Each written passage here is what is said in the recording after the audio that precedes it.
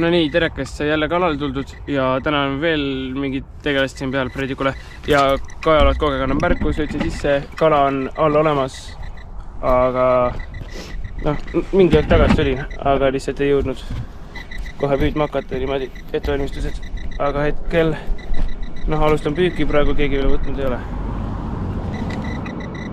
Nii. Praegu kirbuga, muidugi tõugud vastu teid koju kõik, sööt on õnneks kaasas. Ehk võtab niisama ka. Mis küll sain püüdma hakata, siis on 16.03, päris hilja, aga kala. No nii, nüüd kaldas natuke kaugemal ja tuli selline särg, et lõpuks ometi võttis. Siuke suht ilus vobla, et vaatab edasi, võtab lahti ja kohe edasi. Tahaks nagu siit ahvenat ka saada, eriti veel talvel, aga ei taha seda ahvenat tulla üldse. Kui käib tema püük kuidagi teistmoodi. Kui ma olen videoid vaadanud, siis ei tundu eriti, et käiks teistmoodi. No nii, tänaseks on püügipäev läbi, saingi ainult selle ühe särje, ei viitsin lihtsalt filmida, ei ole mõtet ka tühja videot teha, täiesti tühja.